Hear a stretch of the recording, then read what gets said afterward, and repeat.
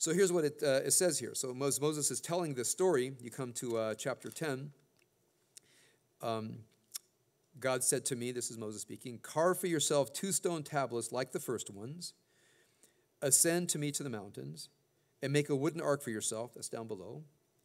I shall inscribe on the tablets the words that were on the first ones that you smashed, and you shall place them in the ark. See that comma there? That you smashed, comma, and you shall place them in the ark. Look at that last phrase. You shall place them in the ark. With a comma, it says you shall place the second ones in the ark. You'll make the first ones like the second one that you smashed, comma, and put those, meaning the new ones, in the ark. There's no comma in the Hebrew. The question is, what was placed in the ark? The first ones or the second ones or both? Okay. Now the rabbis like the interpretation, the broken ones were put in the ark. That's a very, very profound thing. What did he do with the broken tablets? I want you to imagine. These tablets were actually inscribed with the finger of God, brought down Mount Sinai. Moses smashes them. What happened? Did they just sweep them up? What happened? Okay.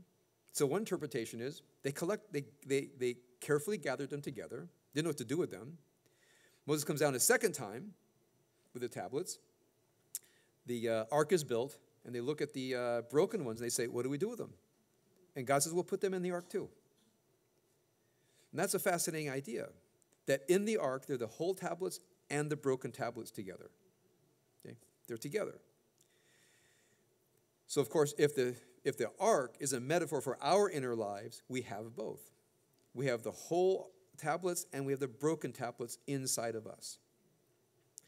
And so there are times in your life when you are speaking from the whole tablets, and some time in your life when you're speaking from the broken tablets.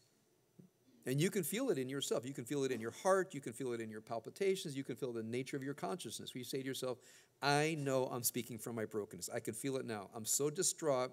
I'm saying things I wish I weren't saying. In fact, I was recently counseling a person whose marriage was basically at an end, and a friend of him convinced him to try to give it one more try to salvage things.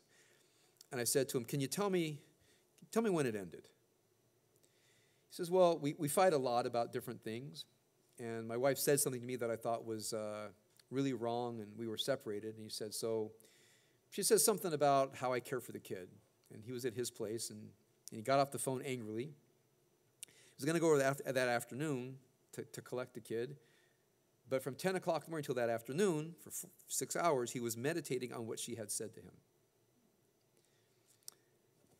I said, well, one of two things. You had enough time to calm down or enough time to ratchet yourself up. He said, yeah, I did the second one. The second one. For 6 hours, he rehearsed the wound. He rehearsed the wound for 6 hours.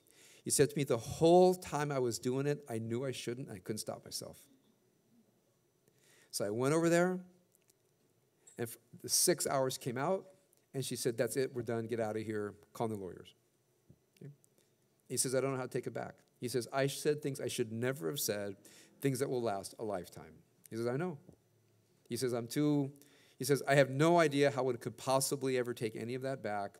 And he says, I don't know if I have the courage or the patience. He's like, I can never make that better. Despair, kind of a lack of inner fortitude. I said, it's going to be tough. I said, it's 1 centimeter at a time. You actually may end up getting divorced and work from there. I said, but the question is, you have to deeply, deeply know that you spoke from the brokenness of your being. And we talked about what the trigger was. Pride, arrogance, don't boss me around, don't tell me what to do, I don't have to do it your way, all the stuff in the world. And it came down to, I say, yeah, you're right about everything. A little bit overbearing, a little bit of arrogance, a little bit of bossing you around. I said, and so what? She's hurt. She got a little bit distraught. She triggered you. She stepped over the line. And that licensed you to do that? He said, well, I felt. You can imagine how that went with me. Yeah. I said, what are you, a child? You felt? When you feel good, do whatever you want. When you feel bad, don't do whatever you want. That's a little thing you can write down. Okay? When you feel good, more or less enjoy the moment. When you're feeling bad, you might want to think about restraining yourself. Sing, sing, shalom, sing, sing, sing, shalom, sing, sing, sing, shalom, tova.